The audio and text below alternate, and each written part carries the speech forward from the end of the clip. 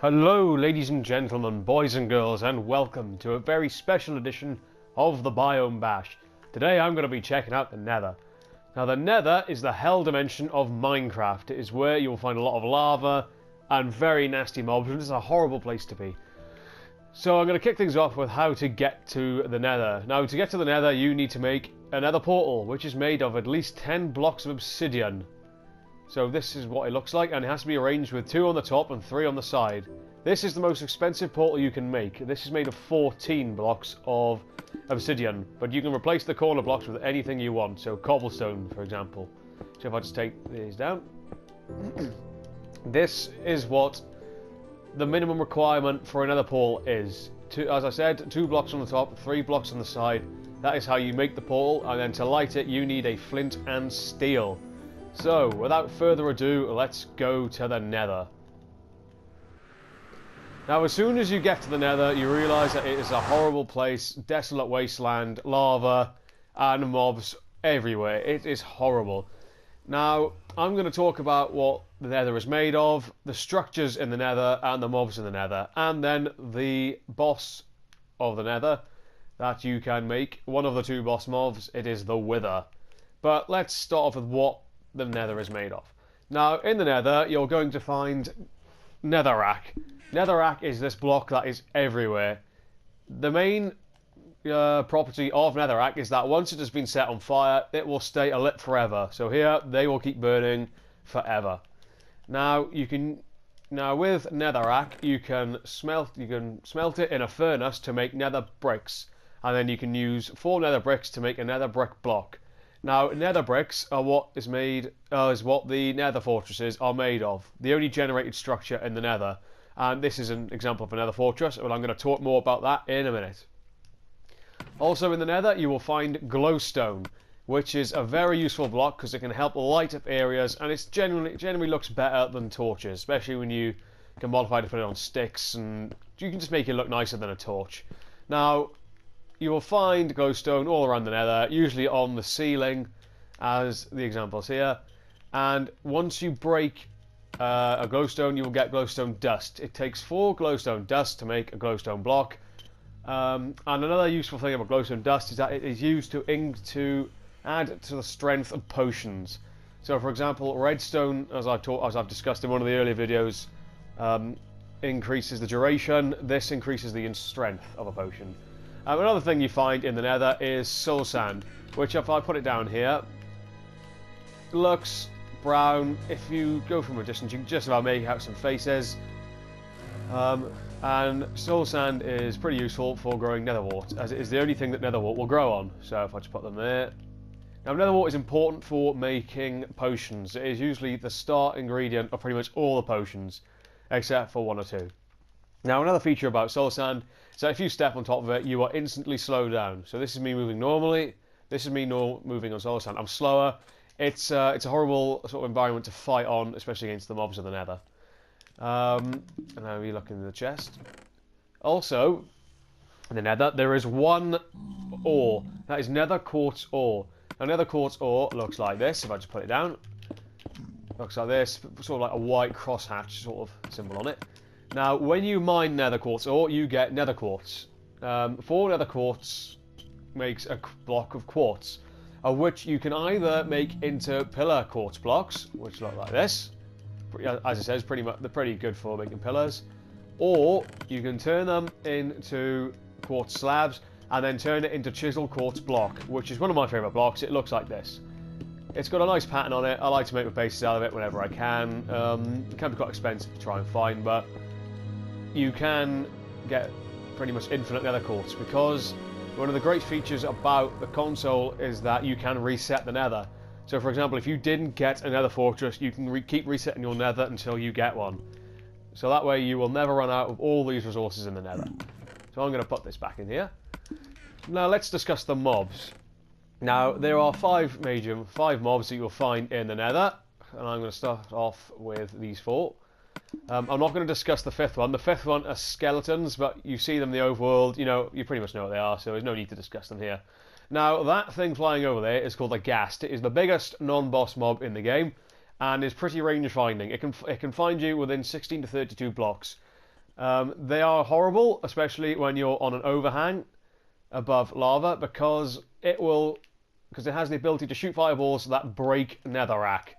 And just to break netherrack. So it's horrible if you're standing on an overhang like this. They shoot at you and you fall into the lava below.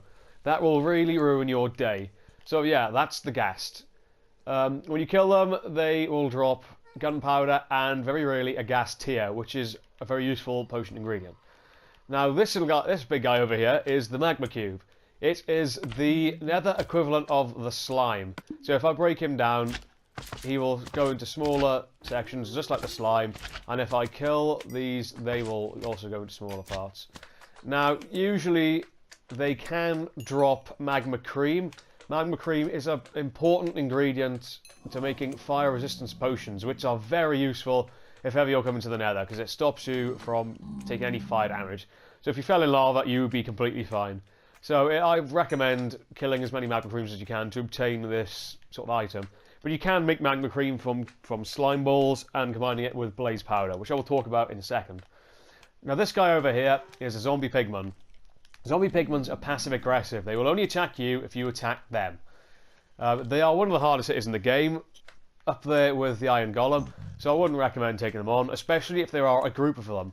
If there are any pigmen in the vicinity of the one that you attack, they will all attack you.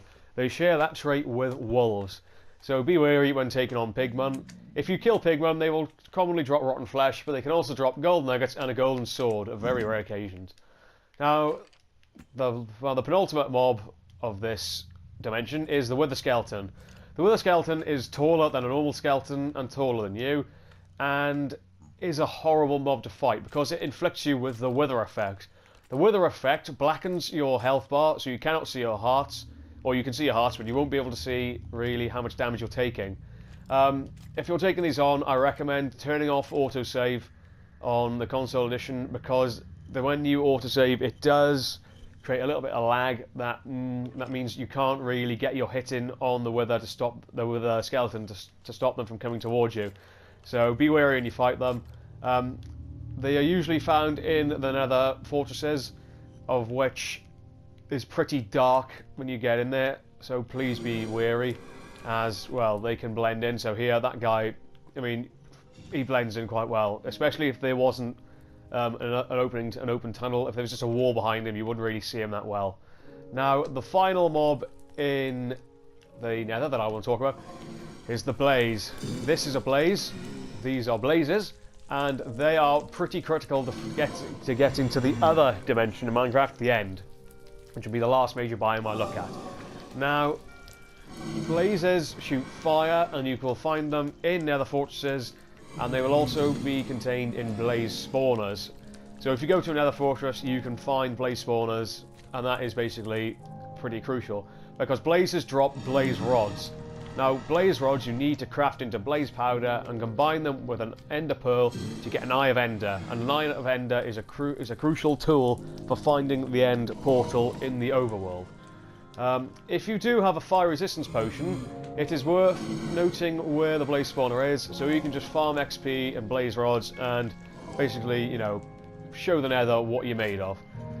Now, in nether fortresses, you will find chests, of which will have loot in. So this one has the examples of the loot you may find. So you can find golden armor, so in this case golden chestplate, gold ingots, diamonds, golden swords, and even gold horse armor and diamond horse armor. So nether fortresses are pretty crucial to looting, because they've got some pretty good stuff in.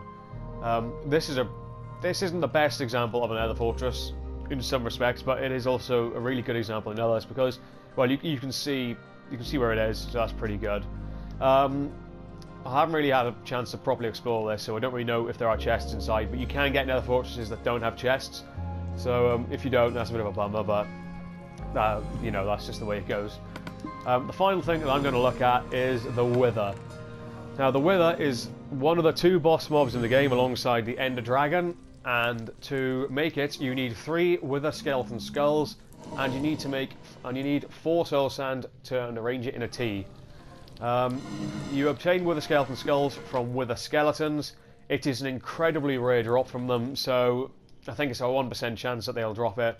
So get a fortune enchantment on your sword to increase your chances so you can try and summon the Wither. Now, why would you summon the Wither? Because the Wither is, in my opinion, the hardest mob boss.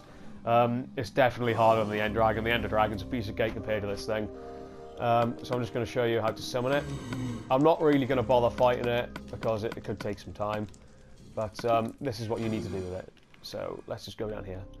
So with the Wither, as I said, make a T of Soul Sand and then put the Wither Skeletons on top. The Wither Skeletons must be the last thing you put on to summon it.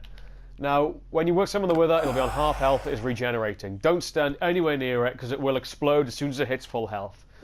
As you can see, when it goes black. Now, the Wither shoots skulls.